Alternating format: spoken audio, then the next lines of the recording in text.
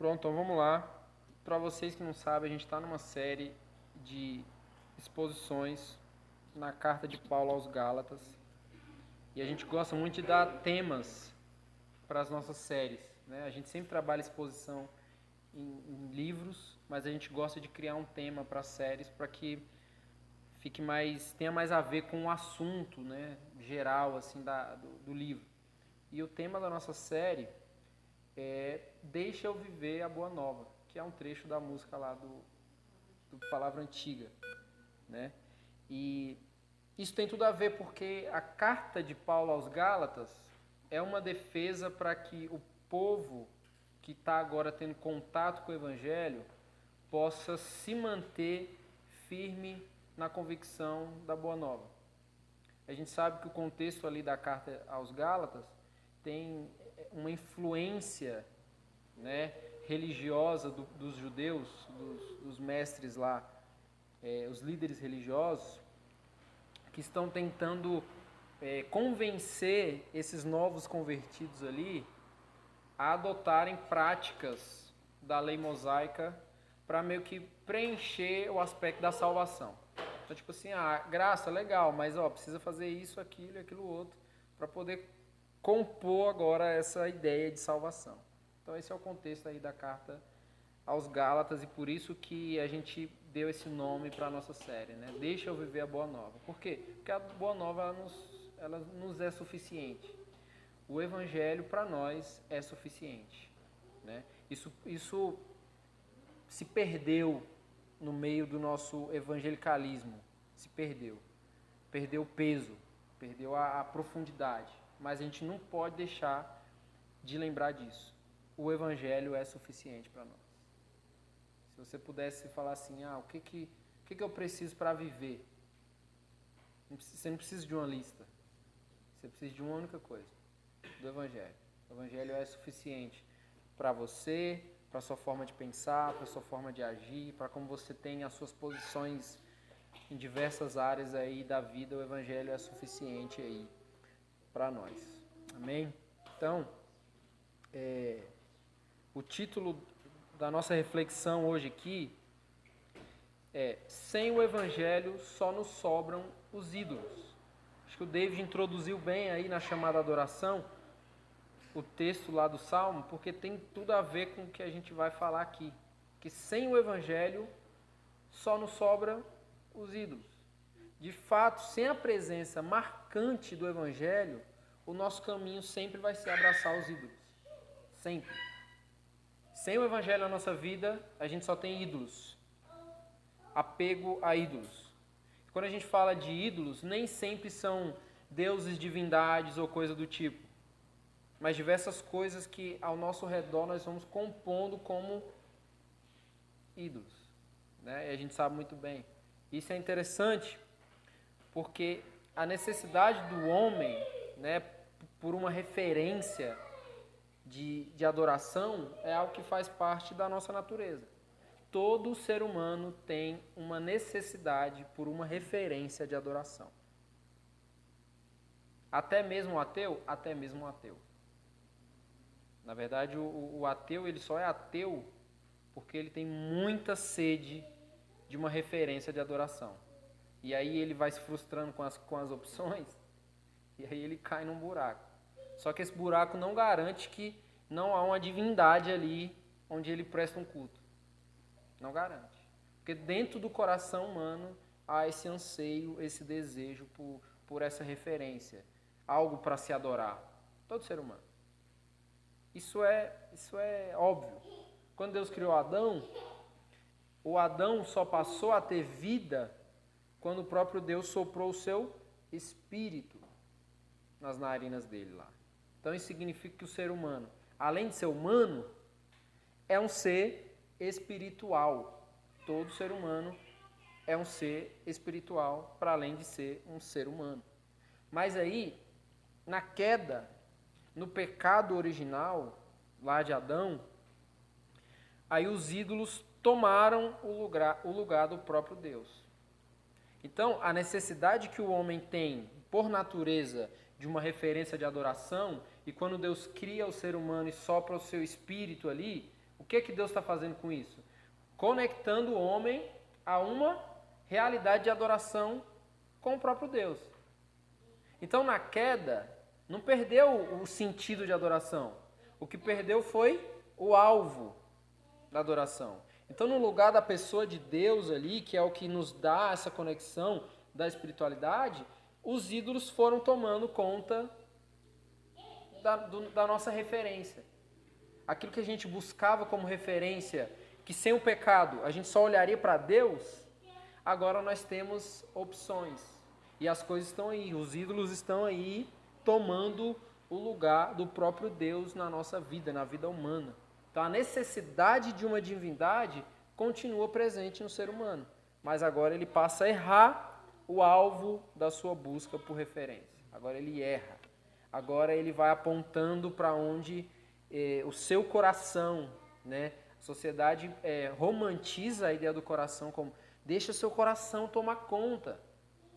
Deixa seu coração te dizer o que você precisa fazer. As músicas falam isso. E isso é a coisa mais romântica que há dentro do pensamento comum, moderno.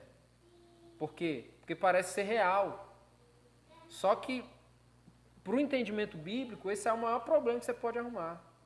É você deixar ser conduzido pelo seu próprio coração. Porque é dele que saem todas as fontes de vida. Fontes que às vezes viram esgoto, apontam para o esgoto. Fontes que às vezes vai para um rio de vida. Mas é do coração que surge isso aí. Então, assim somos nós, sem o Evangelho. Sem o Evangelho, nós estamos totalmente entregue aos ídolos que nós construímos ao nosso redor. E isso não é uma possibilidade, gente. Todo ser humano está entregue aos ídolos, sem o Evangelho. Todos. Todos. O que nos diferencia do restante é só a presença do Evangelho. E que a gente precisa dessa presença todos os dias, para que a gente não traga para dentro os ídolos. Para que a gente não construa ídolos, né, ao nosso bel prazer. Então vamos abrir aí as nossas Bíblias em Gálatas 4, a gente vai ler hoje do 8 ao 20. Gálatas capítulo 4, dos versículos 8 até o 20.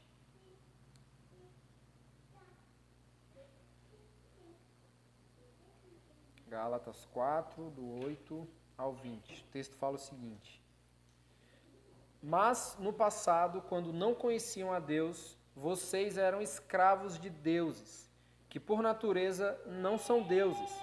Mas agora que vocês conhecem a Deus, ou melhor, agora que vocês são conhecidos por Deus, como é que estão voltando outra vez aos rudimentos fracos e pobres, aos quais de novo querem servir como escravos? Vocês guardam dias, meses, tempos e anos. Receio que o meu trabalho por vocês tenha sido em vão.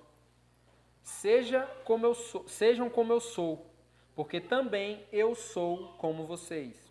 Isto é o que lhes peço, irmãos.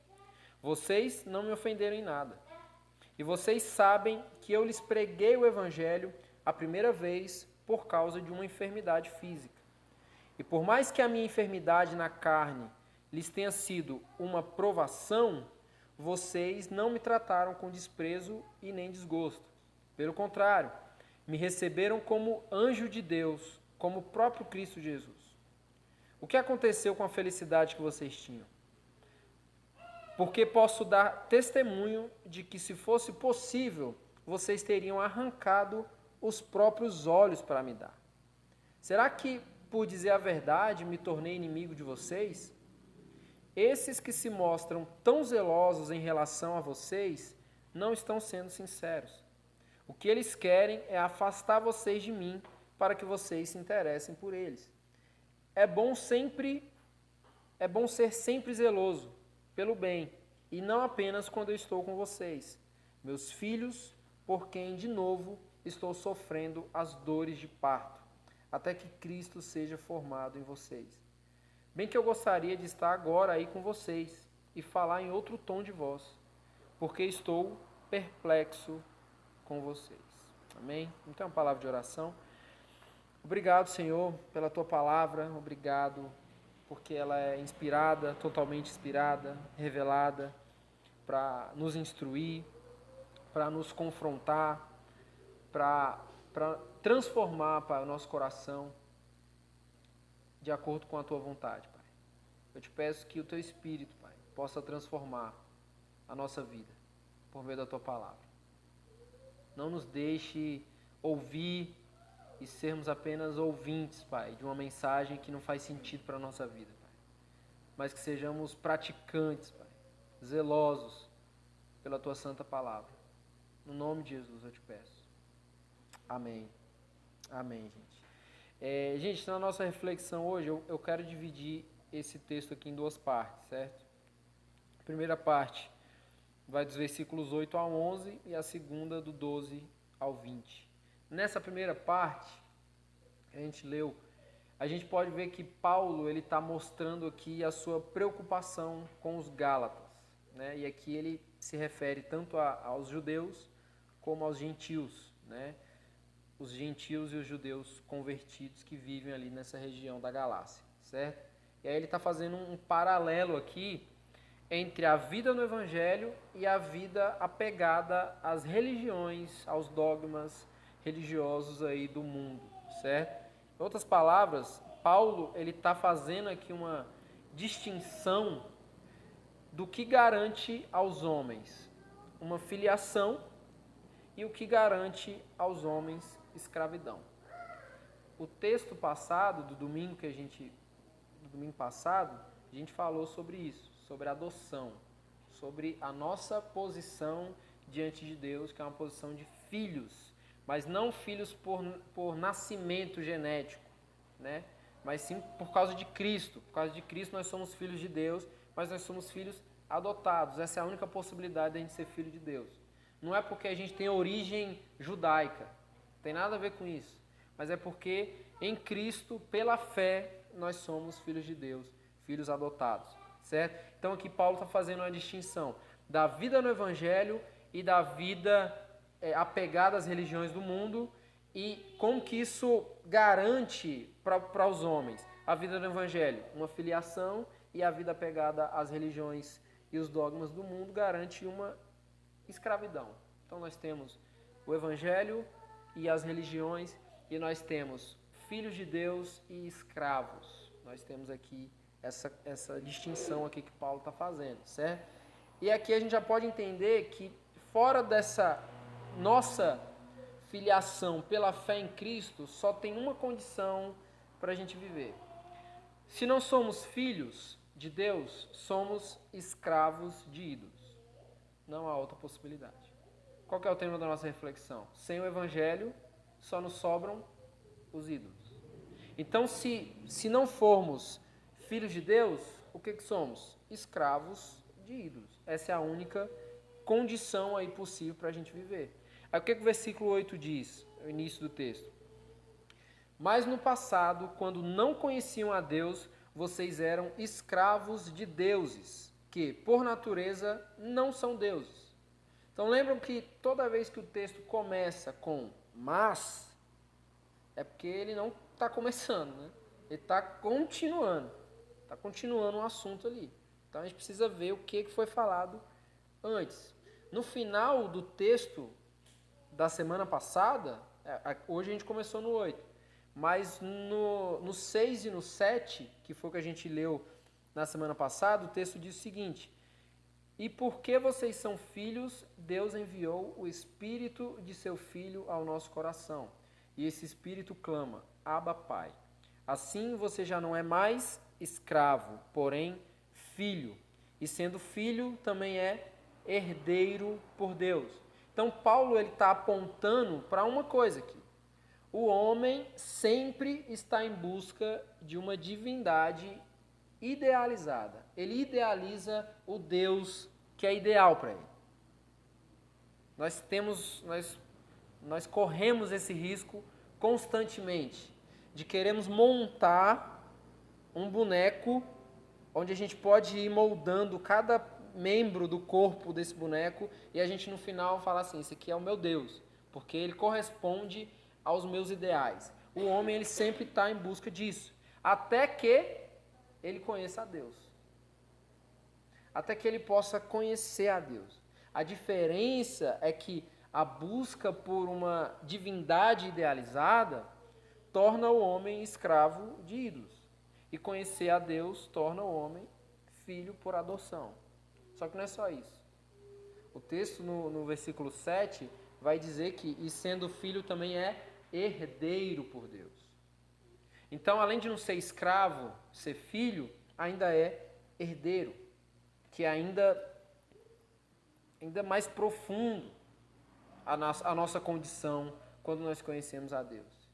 E aí os Gálatas, antes de chegarem ao conhecimento de Deus, por meio da pregação do Evangelho, que o próprio Paulo comunicou, eles estavam escravizados por deuses que Paulo está dizendo que nem sequer eram deuses.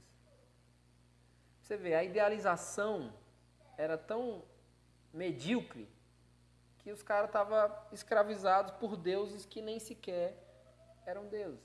Paulo está se referindo aqui, gente, a um sistema religioso que é orientado pelo legalismo. O que é o legalismo? Quando você, aqui no contexto, o que é o legalismo? Está aqui o Evangelho da Graça. Aí o cara pega e fala assim, não, mas precisa da circuncisão para a salvação. Precisa das festas judaicas. As festas judaicas têm que entrar no nosso calendário para que a gente possa adotar todo o sistema da lei mosaica para que a gente possa ser salvo. Ou seja, a graça de Cristo ela não é suficiente, nós precisamos observar a lei completa para que a gente possa ser salvo. Isso aqui é um legalismo. Que é tipo assim, para ser salvo precisa circuncidar. Para ser salvo precisa comer os alimentos purificados que a lei pedia. Para ser salvo, isso. Você vai criando um sistema de salvação que ela está totalmente condicionado à responsabilidade dos homens, está nas mãos dos homens. Então a salvação ela se torna algo que eu posso modelar, né? Que eu posso modificar, que eu posso pegar, tirar, né? E a gente sabe que não é isso. Então Paulo está se referindo a esse sistema aqui. O legalismo que, pasmem, legalismo bíblico. Você já viu alguém que fala assim, ó, faço tatuagem não, viu? Que lá em Levítico tem falando que se você marcar o corpo, não sei o que, tá. Isso é um legalismo bíblico. Que a pessoa está usando do texto bíblico para dizer algo que o texto bíblico não está dizendo. Né? Então, para se apegar a algo que o texto não está te pedindo você se apegar. O legalismo aqui que Paulo está combatendo é esse tipo de legalismo. Mas o povo, Deus fez uma aliança com Abraão lá. E o povo, todos os bebês que nasciam eram circuncidados. E também quando adultos, que adentravam a realidade do povo. Então tem que fazer também. É uma realidade que é bíblica, mas que não precisa. Que não é mais necessária. E essa tentativa aqui, desse sistema legalista, é uma tentativa de fazer por merecer a sua própria salvação. Inclusive, Paulo ele está comparando isso com uma escravidão idólatra. Paulo está comparando o legalismo com uma escravidão idólatra. Está querendo dizer que você se apegar a um legalismo é a mesma coisa de você estar escravizado por ídolos, por uma idolatria. Então, por um lado, os judeus convertidos, eles não estavam ainda tão convertidos assim, porque eles se apegavam, né, se apoiavam no legalismo, e por outro lado, os gentios também não estavam tão convertidos assim, porque tinha muita influência do culto pagão, do paganismo, dentro da sua cultura. Então você está vendo, judeus apegados ao legalismo, a lei mosaica como cumprimento, observância para obter a salvação, e por outro lado você vê os gentios ainda sendo influenciados pela sua própria cultura, uma cultura pagã. Então, ambos não conheceram a Deus de maneira profunda, nem judeus, nem gentios. E estão se apoiando na velha vida para viver uma nova vida. Gente, isso é o pior erro que nós podemos cometer. O erro de se apoiar na velha vida, na tentativa de viver a vida que Cristo está propondo. Essa vida que Cristo está nos dando, nos possibilitando pela fé no Evangelho. Então não dá. O próprio Paulo falou, as coisas velhas passaram. Passaram. Tudo se fez novo. Então não há por que se apegar à velha vida para viver a nova vida. Não há porquê. A vida em Cristo é uma vida em novidade. É novidade. Ele não pode se apegar a coisas passadas. E aí no versículo 9 o texto diz, mas agora que vocês conhecem a Deus, ou melhor, agora que vocês são conhecidos por Deus, como é que estão voltando outra vez aos rudimentos fracos e pobres, aos quais de novo querem servir como escravos? Olha que interessante isso aqui, gente. Nas palavras de Paulo, ser conhecido por Deus é o que pode garantir perseverança na fé. Não é o tanto que você conhece de Deus. Paulo está fazendo um caminho contrário aqui. Não é o tanto que você conhece porque você buscou, porque você leu livros, porque você leu a Bíblia toda várias vezes. Não é isso que te faz conhecer a Deus. O que te faz conhecer a Deus é o fato de que você é conhecido por Ele. Nós só conhecemos a Deus porque Ele primeiro nos conhece. Nós não somos desconhecidos para Deus. Ele nos conhece. E Ele se revela. Então, nós só conhecemos a Deus porque Ele quis se fazer conhecido. Não é pelo nosso esforço em conhecer. Não é tipo assim, eu preciso conhecer a Deus, eu vou atrás. Não, se Ele não se revelasse na história, ninguém conhecia. Pode fazer a maior pesquisa do mundo. Não conhece a Deus. Se Ele não se dá a conhecer, ninguém pode conhecê-lo. Então, quando Ele se dá a conhecer, Ele está dizendo para nós que nos conhece. E Ele nos conhece porque Ele nos formou. O salmista vai deixar isso muito bonitinho, né? Nos formaste, nos conhece antes da formação, do ventre da nossa mãe. Nos teceste ali como pensou em cada detalhe, ou seja, Deus nos conhece. É muito interessante isso, né? Vocês lembram quando Natanael, naquele episódio, Natanael e Filipe, que Filipe chamou Natanael para ver Jesus? E aí o Natanael pega e fala assim, mas como assim? Pode vir alguma coisa boa de Nazaré? E aí quando eles vão até Jesus, Jesus pega e fala assim, eu vi vocês antes de vocês chegarem aqui. Aí os caras ficam bugados, né? Como assim? Como nos viu? Eu vi vocês quando vocês ainda estavam lá, ó, de trás da árvore lá. Quando vocês estavam vindo na minha direção, eu já conhecia vocês. Eu já conhecia. Antes de vocês virem até mim, eu já os conhecia. E eu vou dizer mais, vocês só vieram até mim porque eu já os conhecia. Porque senão, não é possível. Por isso que Paulo está dizendo aqui, mas agora que vocês conhecem a Deus, ou melhor, o que é melhor, conhecer a Deus ou ser conhecido por Deus? Ou melhor, agora que vocês são conhecidos por Deus, isso aqui traz um peso para o que Paulo está querendo dizer. Porque ele começa, agora vocês conhecem a Deus. Ou melhor, agora que vocês são conhecidos por Deus, como é que estão voltando outra vez aos rudimentos fracos e pobres, aos quais de novo querem servir como escravos? Como é que vocês querem viver na escravidão se vocês são conhecidos por Deus. É isso que Paulo está querendo dizer aqui. Ser conhecido por Deus é o que pode nos garantir perseverança na fé. Então a gente fica desesperado querendo conhecer a Deus porque a gente acha que é isso que vai sustentar a nossa fé. O que sustenta a nossa fé não é o nosso movimento em direção a Deus, mas o movimento de Deus em nossa direção. É isso que nos dá fé. É isso que nos garante fé. É isso que nos faz perseverar na fé. O que os Gálatas sabiam, conheciam de Deus, não era fruto da sua própria busca, não era fruto da sua própria investigação, e sim do próprio movimento de Deus de se fazer conhecido. Então, ser conhecido por Deus aqui significa ser mais importante do que qualquer outra coisa. Ser conhecido por Deus é a coisa mais importante que nós podemos ter. A gente não passa desapercebido. Isso deve nos deixar tranquilos por outros motivos também.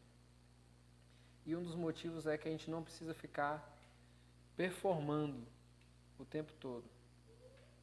Porque Deus, ele nunca vai se surpreender com a nossa performance. Nunca.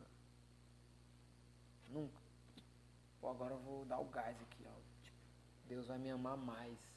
Deus vai me enxergar. Deus me vê, que me nota. Não.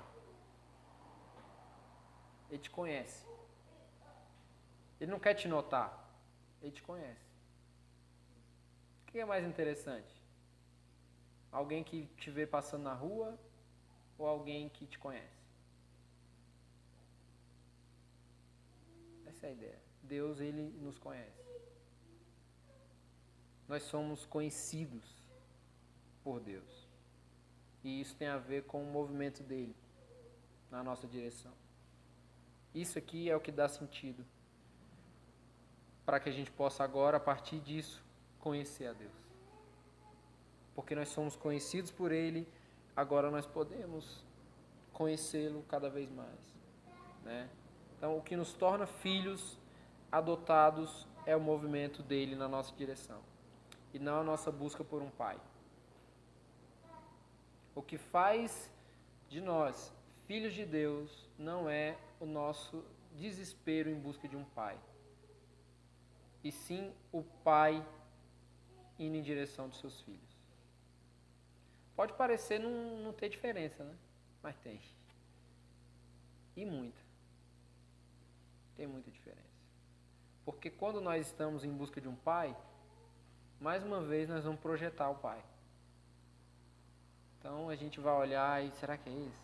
Será que é aquele? Deixa eu observar.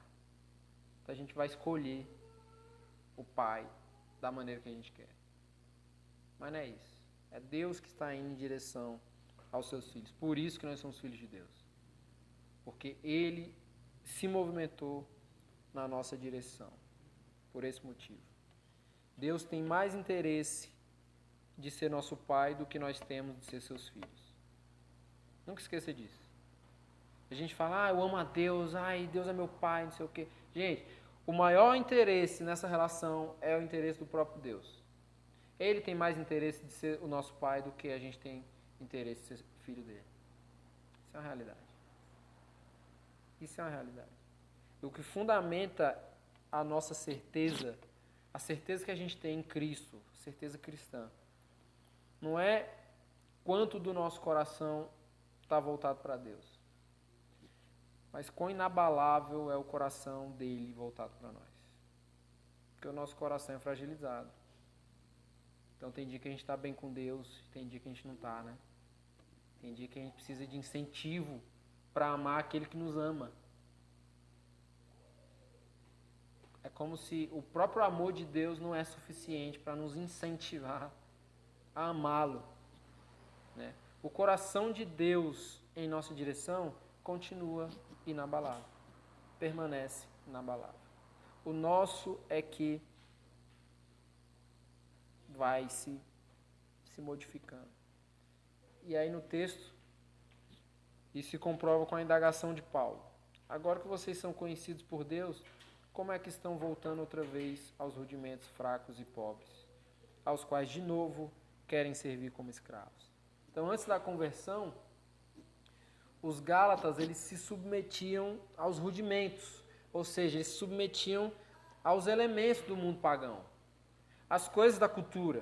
Eles estavam submetidos àquilo ali, falsos deuses, apego aos astros, rituais pagãos ali, que mexia na agenda, no calendário, nas estações do ano, todas essas coisas aí. No versículo 10, Paulo ele fala mais sobre isso. O que ele fala? Vocês guardam dias, meses, tempos e anos. Assim como os judeus guardavam as festas para o cumprimento, festa do tabernáculo, festa das primícias, festa disso, festa daquilo outro. Os gentios estavam apegados às estações por causa que era um cenário pagão. Você percebe como o paganismo influencia grande parte dos crentes do nosso tempo? É um absurdo que tem crente que acredita em signo.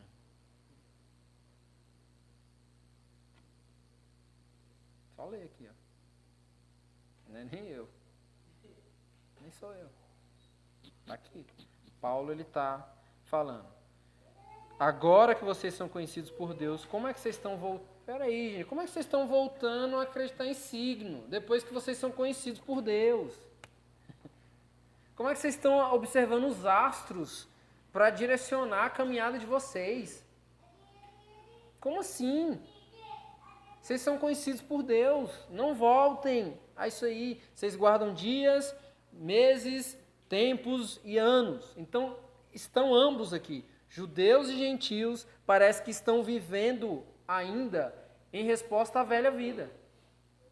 Não, tem que guardar a lei. Cara, você foi achado por Deus. Não, mas tem que olhar os astros, conferir lá. Como é que está o mapa astral. E tudo mais. Cara, você foi encontrado por Deus. Você foi achado por Deus. Ele te conhece. Então, eles estão ainda vivendo em resposta à velha vida. E o que é pior? Eles estão tentando... Isso é pior, gente. Eles estão tentando unir os elementos religiosos do passado com a nova expressão de fé no Evangelho. Então, tipo assim, é possível. Pô, mas é possível. Não tem choque em observar a lei mosaica e viver por fé no Evangelho. Não tem choque. Pô, não tem choque observar os astros e crer no Evangelho. Não tem choque. É basicamente isso que o povo está fazendo. Estão tentando unir a velha vida com a nova numa expressão de fé. Então os gentios ainda tinham referência da realidade pagã e da sua cultura, e os judeus legalistas queriam continuar observando o calendário festivo da sua cultura. Porém, a grande questão aqui é que ambos estão tentando adotar tudo isso como contribuição para a salvação, para que isso se encaixe no seu sistema de salvação. E isso preocupa Paulo. No versículo 11, o que ele fala? Receio que o meu trabalho por vocês tenha sido em vão.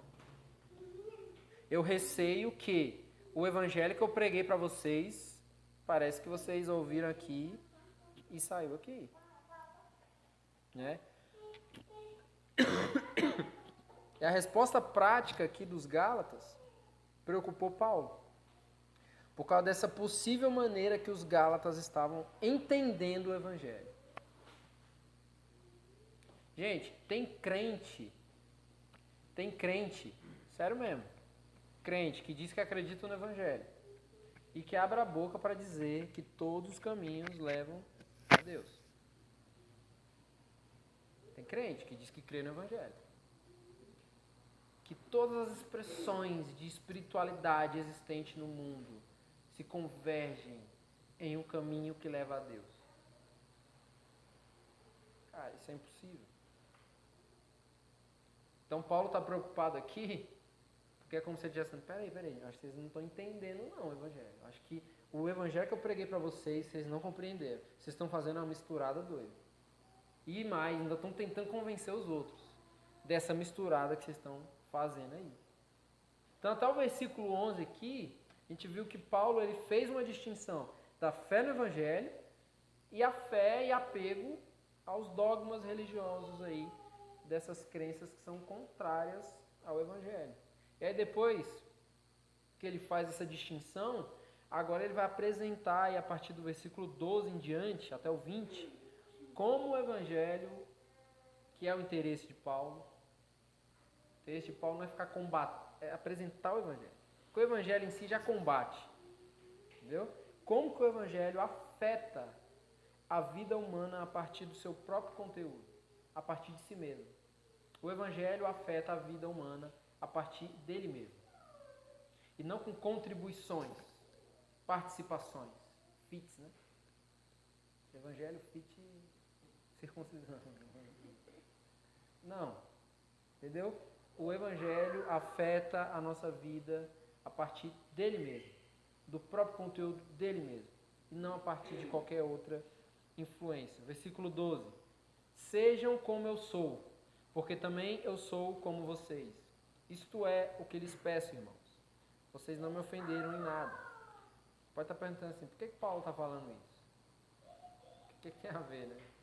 Sejam como eu sou, porque também eu sou como vocês. E isto é o que eu estou pedindo, e vocês não me ofenderam. Espera aí, Paulo. O que você está falando, cara? Você está falando várias coisas ao mesmo tempo que não faz sentido nenhum. Mas o motivo aqui que Paulo está falando isso é porque quando ele foi levar o evangelho para os Gálatas, gentios pela primeira vez, Paulo ele precisou ultrapassar restrições legais da lei mosaica que proibia a interação entre judeus e gentios. O que a gente pode entender disso aqui? Paulo pulou, quebrou alguns protocolos que a lei não deixava quebrar para que ele pudesse relacionar judeu e gentio. Foi isso que ele fez. Paulo está dizendo que ele se tornou como os gentios. Isso por quê? Pela liberdade que eles tinham em relação à lei mosaica. Porque os gentios tinham essa liberdade. Eles não eram apegados à lei. Quem era apegado à lei eram os judeus. Então os gentios estavam livres disso. Então Paulo, ele se tornou como os gentios nisso, porque não se apegou à lei mosaica, que é diferente dos judeus, mas agora ele pede que esses irmãos sejam como ele em relação à liberdade da escravidão do legalismo.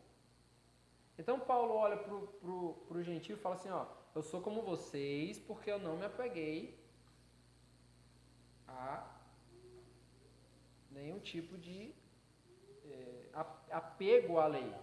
Então, eu sou como vocês, gentios, nesse sentido. E até que, foi difícil chegar até aqui, porque isso seria impossível.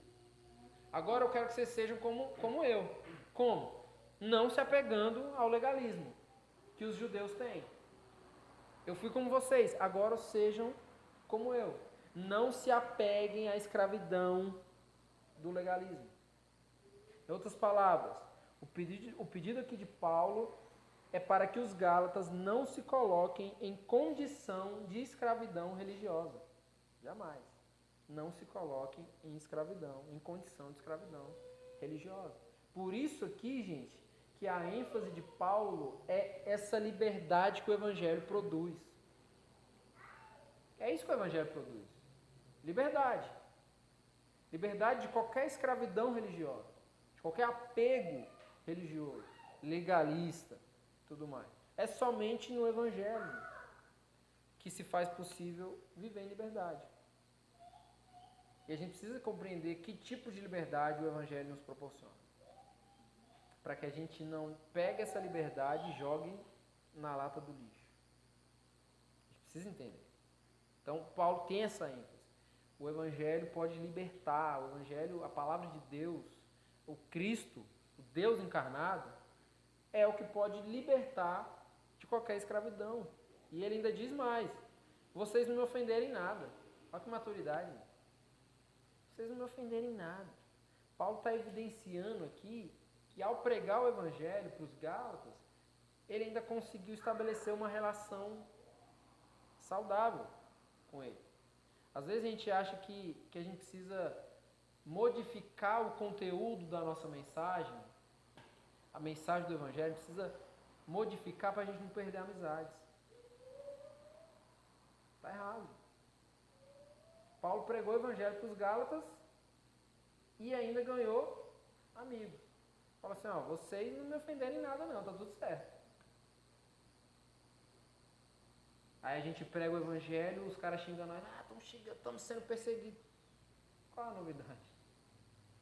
Por que estão surpresos? Estão perseguindo os cristãos, mas qual é a novidade?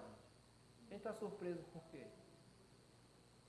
Estão odiando os cristãos. Mas, gente, Jesus falou, cara, se o mundo odeia vocês, está tudo certo. É porque primeiro me odiou. Está tão certo que significa que, se nós estamos sendo odiados, é porque a gente está parecido com Cristo. Né? Se estão odiando a gente é porque, cara, tá tudo certo. Então. Tá tudo certo, a gente está parecido com Cristo. Porque ele diz que se odeiam vocês é porque primeiro me odiaram. Me odiaram, então estão odiando vocês porque vocês estão parecidos demais comigo. É ou não é? Então, não é pra gente se preocupar com essas coisas. Não é. A gente não precisa modelar a mensagem do Evangelho com medo de perder amizades. Paulo ele fez o caminho contrário aqui. Porque tem um detalhe, gente. A gente precisa confiar no Evangelho. Confiar. Por isso que Paulo faz o caminho contrário aqui. Porque ele confia no Evangelho, porque o Evangelho faz o papel dele. Não fica modelando. Prega o Evangelho. E deixa que o Evangelho resolve. Deixa que o Espírito age no seu campo de atuação. A nossa postura é comunicar o Evangelho. Não é convencer e nem fazer joguinho para que as pessoas nos aceitem. Pô, eu gostei muito da maneira como aquele irmão pregou, porque é uma pregação amorosa, que não sei o que é... Gente, muito cuidado. Muito cuidado. Quando alguém fala esse tipo de comentário comigo, eu fico preocupado, não fico muito alegre, não. Eu falo assim, pô, será que entendeu o Evangelho? Será que ficou claro o Evangelho? Ou será que eu falei alguma coisa que diminuiu o Evangelho ao ponto de ficar aceitável demais, assim?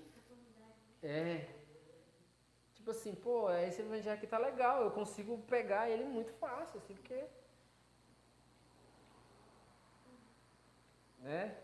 Então a gente não precisa, e Paulo ele faz esse caminho aqui. Ele confia no Evangelho, né? Ele confia que o Evangelho faz o seu papel. E além do mais, o fato de Paulo não ter se ofendido em nada em relação aos Gálatas, demonstra que ele tem interesse em continuar pregando para eles. Porque imagina, ficou ofendido, vou embora daqui, não volto aí nunca mais. Não, Paulo fala assim, não, tá tudo certo. Por quê? Porque eu quero continuar pregando o Evangelho para vocês. Aqui está, gente, aqui é a maturidade que é conquistada no Evangelho. A maturidade, ela é conquistada no Evangelho. Para continuar pregando o Evangelho para as pessoas, para os amigos do trabalho, para os amigos da faculdade, a gente tem que estar flexível e desapegado aos contrapontos. A gente não vai pregar o Evangelho para a gente ficar querendo se preocupar com um contraponto que venha na nossa direção. Não. E isso vai dar resposta para a gente continuar a pregar. Eu não vou mais pregar para aquele cara, porque ele me confrontou. Oh, irmãos. Não é por aí, gente. Não é por aí. O nosso olhar deve estar no Evangelho, para que a gente possa perseverar na pregação. Perseverar. Pregue quantas vezes for necessário. Para a mesma pessoa. Quantas vezes for necessário. Em qualquer situação possível. Como o próprio Paulo falou, né? Tempo e fora de tempo. Faça isso. E confie no Evangelho para cumprir o seu papel. Por que eu falei de em qualquer situação possível? Olha o que o 13 e o 14 falam. E vocês sabem que eu lhes preguei o Evangelho a primeira vez por causa de uma enfermidade física. E por mais que a minha enfermidade na carne lhes tenha sido uma provação, vocês não me trataram com desprezo nem desgosto. Pelo contrário, me receberam como anjo de Deus, como o próprio Cristo Jesus. Então, o que tudo indica aqui, gente, quando Paulo esteve na Galácia lá pela primeira vez, que foi quando ele fez contato com esse povo aqui, ele não ia ficar muito tempo lá. Talvez ele nem ia pregar para esse povo aqui. O que aconteceu? Ele ficou enfermo. Ele ficou doente ali. Ele teve alguma doença, o texto aqui não diz o que é, mas que supostamente tenha sido alguma doença que gera algum tipo de distanciamento das pessoas, um tipo de preconceito, de tipo assim, sei lá, alguma doença de pele, alguma doença que pelo contato é possível transmitir e tudo mais. É provável que ele tenha sido acometido de alguma doença aí nessa natureza aí. Por quê? Porque os Gálatas aqui, ele está dizendo que mesmo nessa situação, os Gálatas não o trataram com desprezo e nem com desgosto. Ou seja, os Gálatas, quando Paulo estava pregando com essa enfermidade, eles não ficaram com nojo de Paulo. Eles não ficaram com preconceito com Paulo. Então, provavelmente, Paulo estava com alguma enfermidade contagiosa ali, pregando. E que ele foi acometido com essa enfermidade ali, quando ele estava entre aquelas pessoas ali. O fato é que a doença de Paulo gerou muitas oportunidades de comunicação do Evangelho. Paulo ficou doente para a glória de Deus. Olha que doido. Paulo, fala assim, Deus adoeceu Paulo para a sua própria glória. Por quê? Porque Deus queria fazer algo ali com aquelas pessoas. Paulo precisou ficar doente e ficar mais tempo naquele lugar para que ele pudesse comunicar o Evangelho aí. Gente, aplicando isso para a nossa vida, a gente deve refletir sobre o quanto Deus quer usar até mesmo as nossas dores para a sua própria glória. A gente sempre quer fugir das nossas dores. E a gente nunca pensa que elas podem glorificar Deus. Que a gente pode gerar conexão de pregação do Evangelho com outras pessoas. Imagina Paulo aqui. Quer saber, eu estou doente, quero ir embora. Não quero contato com ninguém, estou doente. Toda vez que nós temos alguma dor, alguma enfermidade, a gente acha que o mundo se tornou aquilo ali. Todo mundo deve dar atenção, não é? Aí fica manhoso, quando está doente em casa. Pega um negócio para mim, faz isso para mim. Fulano, pode fazer uma comida. A gente acha que o mundo tem que abraçar a nossa dor ali. Só que a gente tem que pensar desse ponto para fora.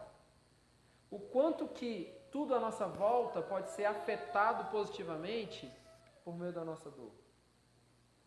Para a glória de Deus. Né? Aqui no caso, foi isso aqui. Talvez para Paulo, tudo que ele queria dentro dele mesmo, aquela humanidade adâmica, caída, era meu irmão, eu quero ir embora. Eu quero ficar curado aqui. Sair fora desse lugar. Talvez era isso que ele queria. Mas Deus o queria ali por um motivo maior. E usou da sua própria enfermidade. Então, gente, o nosso Deus é aquele que faz com que todas as coisas, nunca mais use esse texto só para você falar de coisas legais.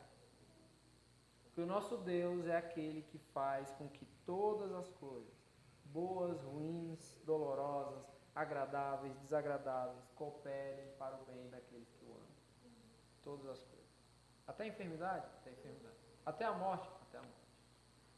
Até a destruição de alguma coisa? Todas as coisas.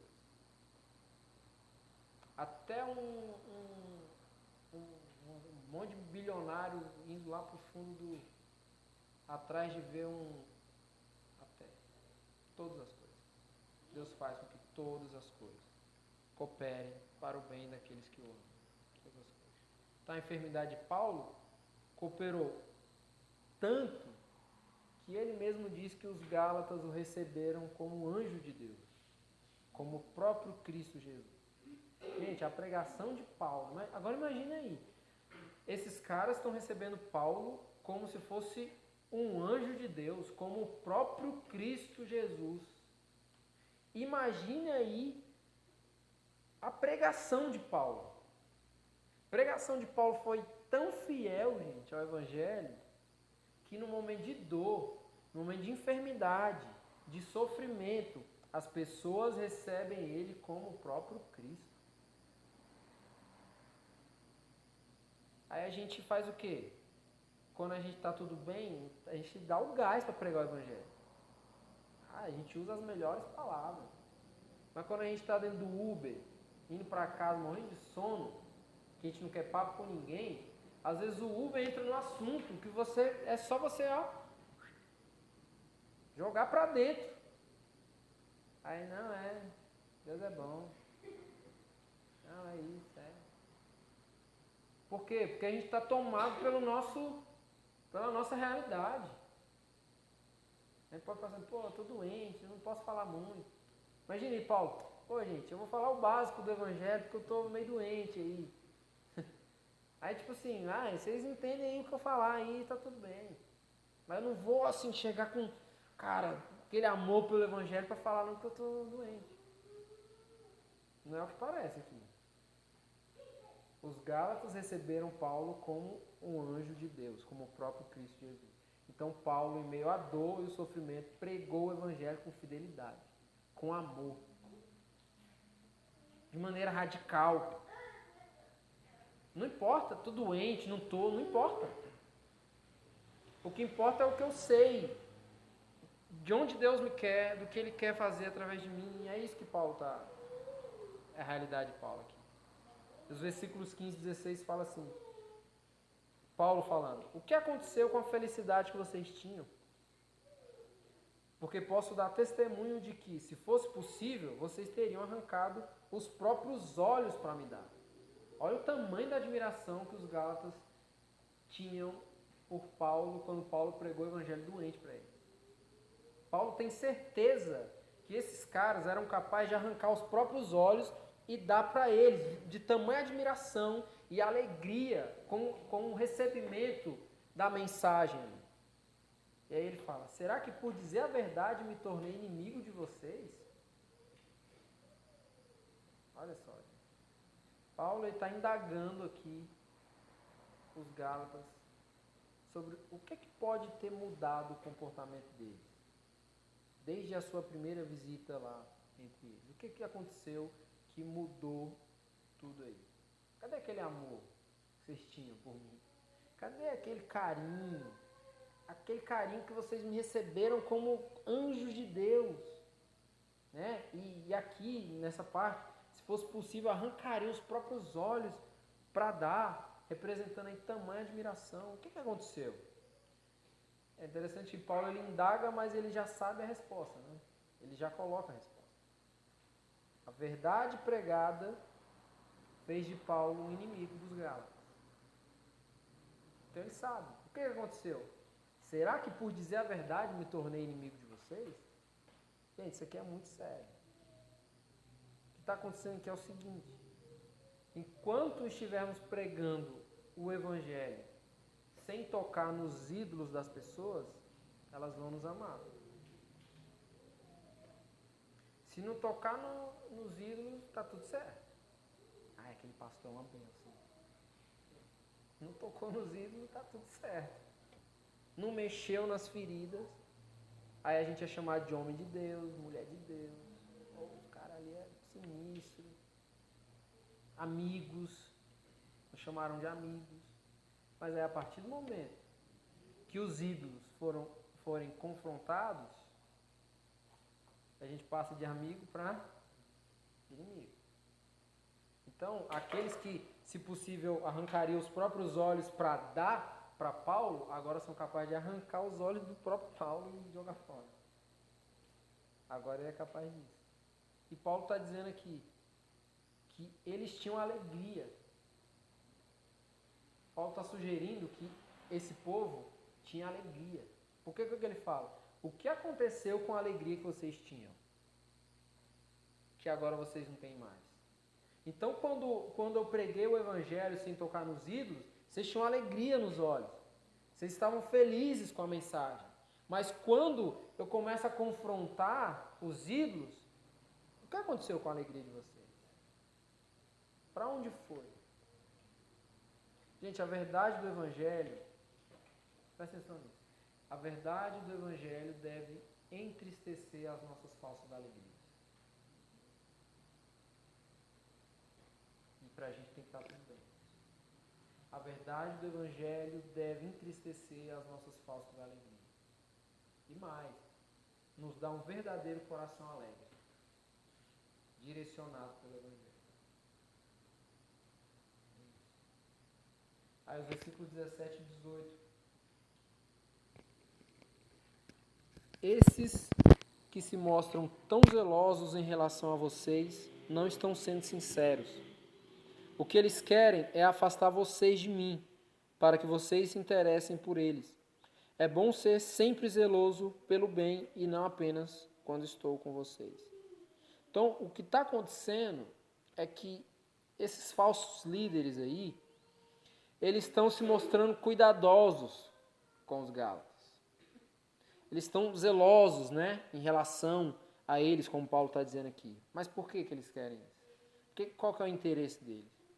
Eles querem deturpar a mensagem de Paulo.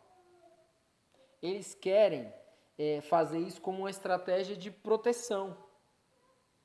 Não, aqui está errado. Por quê? Porque é mais fácil dizer que o que o outro está falando está errado, porque o que ele está falando diz que o que eu estou falando está errado. Então, quando eu falo aquele ali está errado, eu estou me protegendo. Então, eu estou sendo cuidadoso aqui, né? Que é a ideia dos falsos líderes aqui. Está sendo cuidadoso com o povo, protegendo, zeloso, né? Só que Paulo está dizendo, eles não estão sendo sinceros, porque eles estão buscando autoproteção. Esse movimento dos judeus, gente, era um movimento nacionalista, era um movimento exclusivista.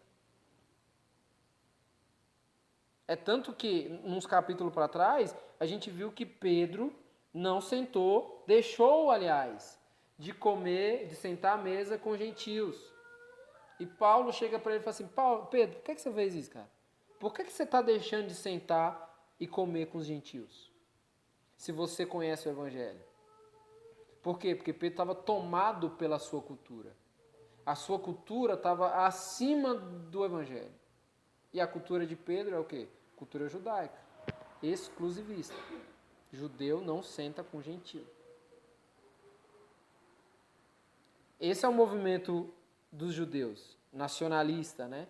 Esse apego à sua nação e tudo mais, que é um movimento exclusivista.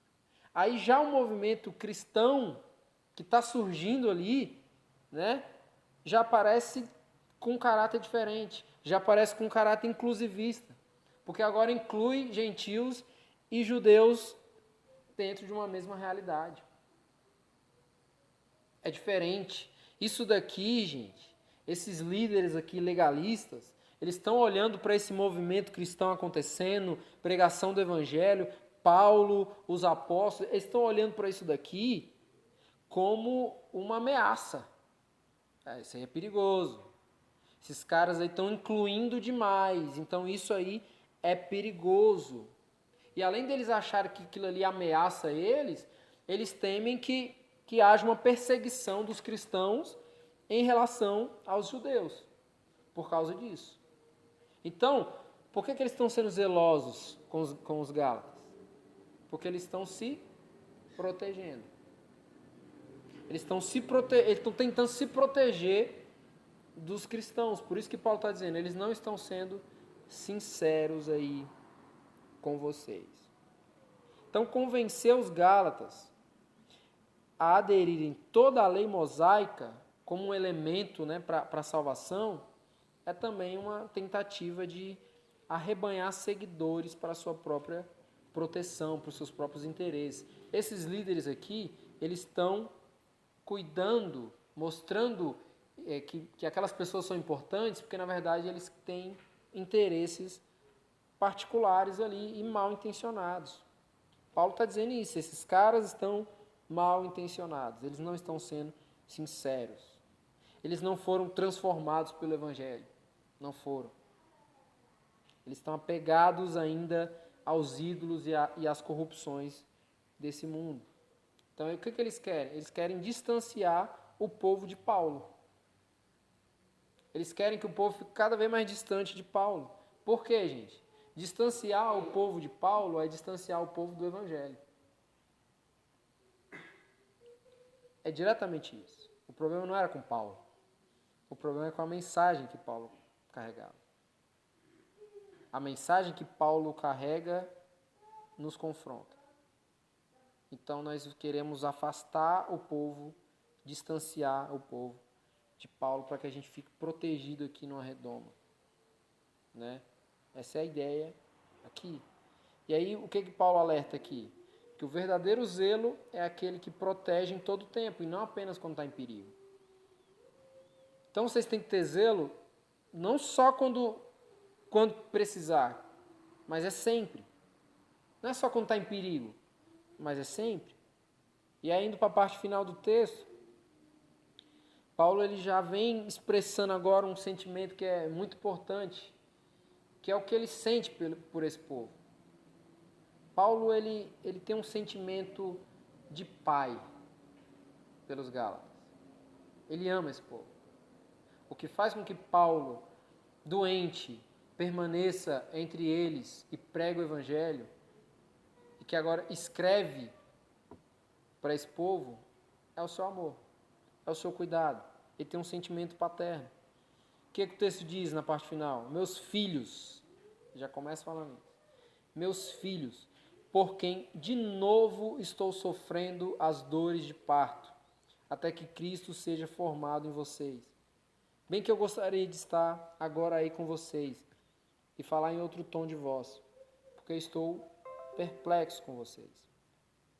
Então aqui a gente tem um testemunho daquilo que é o sentimento profundo que Paulo tem pelos Gálatas. O tom talvez agressivo, né, em todo o texto aí, de questionar, de indagar, não reflete só a seriedade que Paulo tem em preservar a mensagem do Evangelho. Esse tom mais agressivo não é somente em preservação do Evangelho, mas é também uma demonstração do amor que Paulo tem pelos Gálatas. Paulo ama os Gálatas e Paulo ama o Evangelho. Paulo fala da maneira que fala porque ele está preservando o Evangelho e querendo preservar os Gálatas, firmes na mensagem que ele já pregou para eles.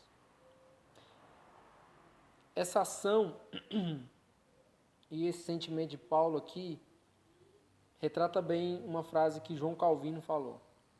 Falou o seguinte: o verdadeiro pastor ele tem duas vozes. Uma para chamar as ovelhas, cuidado pastoral, e outra para espantar os lobos. O verdadeiro pastor ele tem duas vozes, que partem de uma mesma raiz. Uma ele traz as ovelhas e outra ele espanta os lobos. Esse aqui é o verdadeiro pastor. E esse é o sentimento de Paulo aqui. Essa agressividade na fala, nas indagação, é por proteção ao povo que ele ama, proteção ao Evangelho e afastando os lobos que estão tentando influenciar o povo ali. Né? Esse é o sentimento de Paulo. E aí agora ele usa uma imagem de uma mãe. Ele usa a imagem de uma mãe trabalhando arduamente, sentindo dores de parto. Por que uma mãe sente dores de parto? Porque ela está trabalhando ali para que o seu filho saia do seu ventre e ganhe agora a liberdade. Saia de dentro de si e agora passe para uma outra realidade. Então, um filho, ele se desenvolve dentro da sua mãe. E a sua mãe, ela sofre. E uma mãe, ela faz o que for preciso para dar vida para o filho.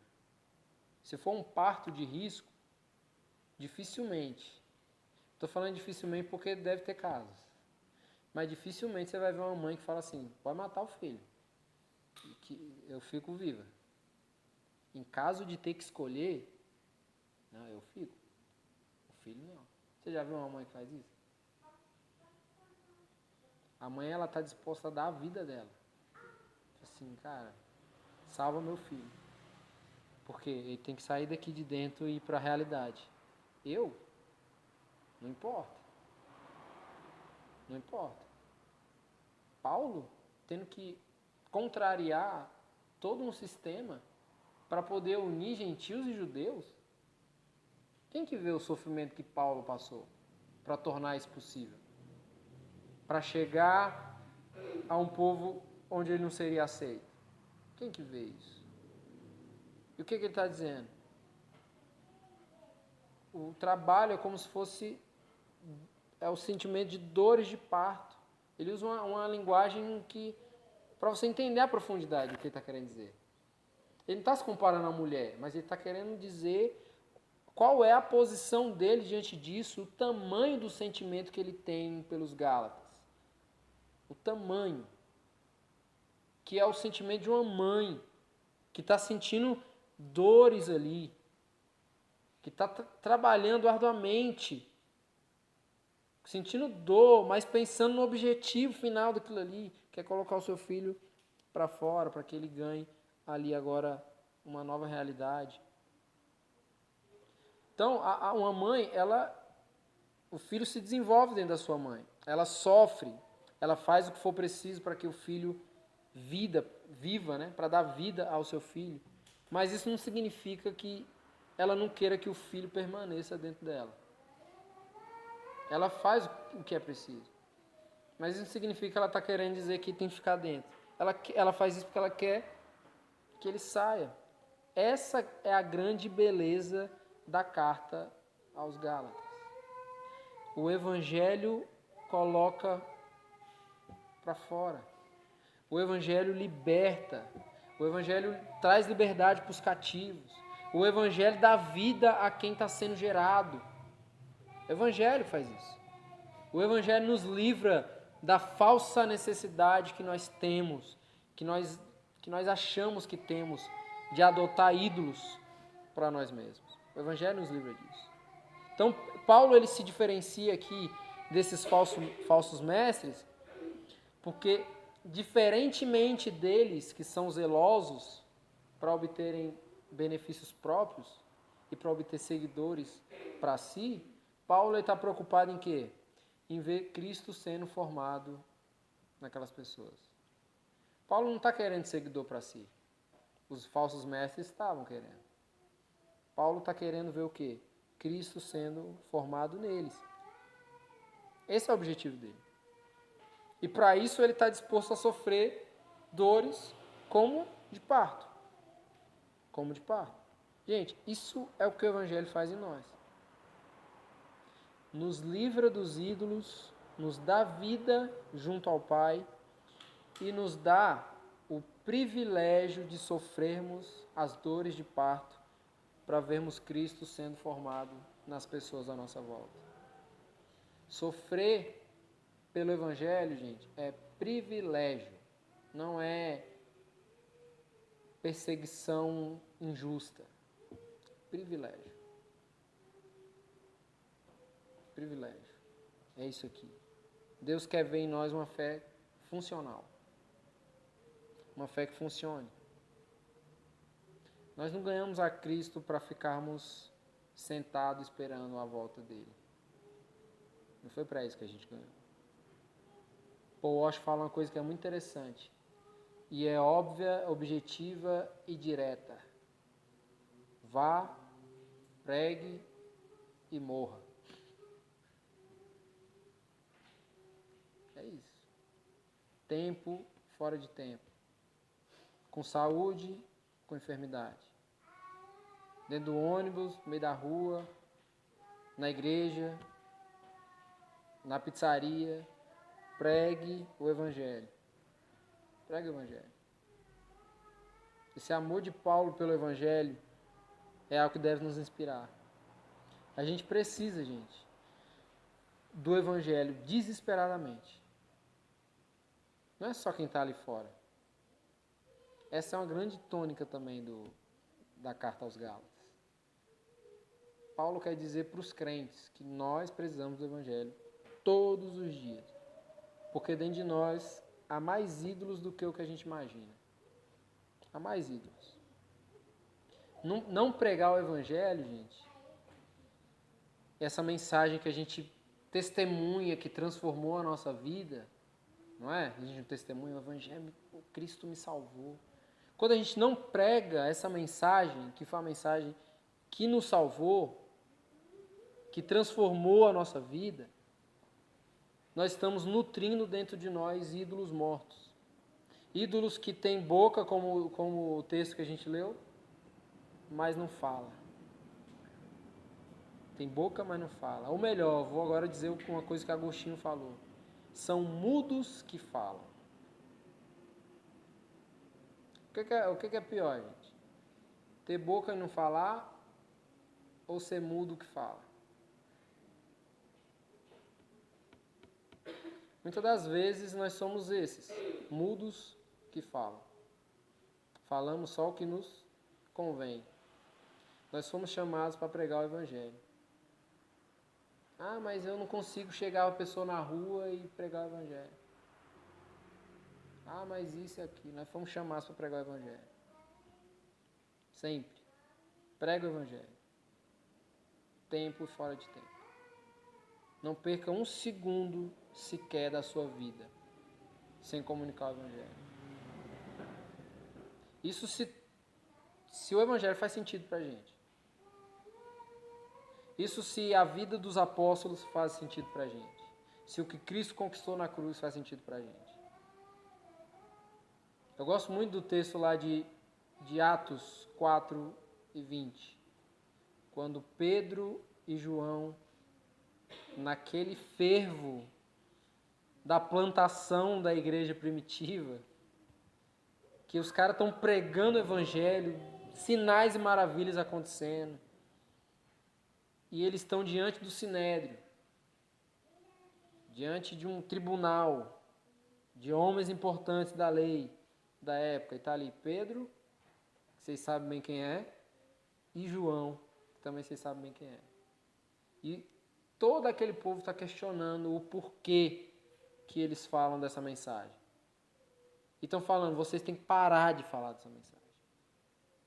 Não é mais para vocês estão fazendo muita bagunça por aí.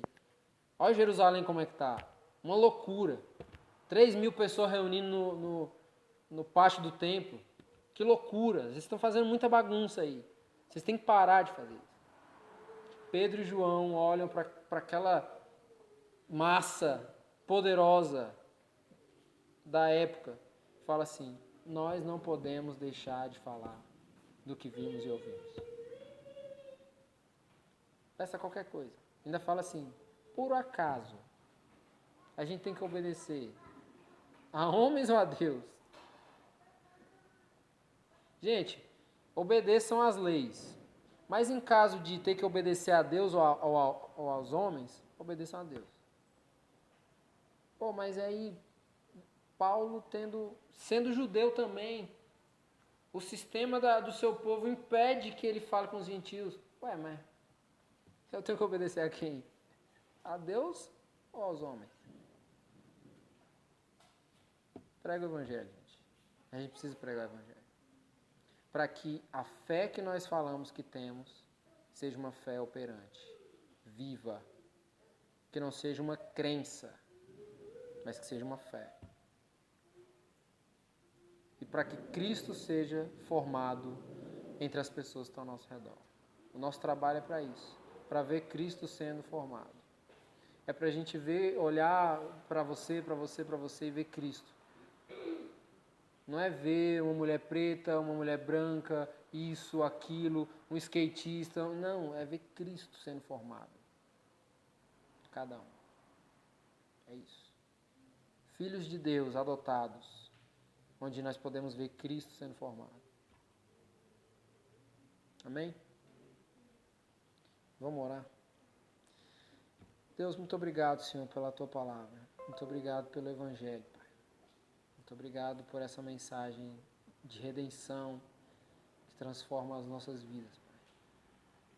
Que o Senhor nos dê, Pai, o privilégio de sermos afetados por essa mensagem todos os dias da nossa vida. E que isso não pare em nós, Pai. Que isso possa transbordar para além de nós. Que nós possamos compartilhar isso, Pai. Tempo e fora de tempo. Independente, Pai, da nossa situação. Independente se estamos com saúde, se não estamos, Pai. Que tenhamos o mesmo amor. O mesmo amor. Sempre. Porque nós fomos afetados pelo Teu amor, Pai. No nome de Jesus eu te agradeço. Amém. Vamos ficar de pé.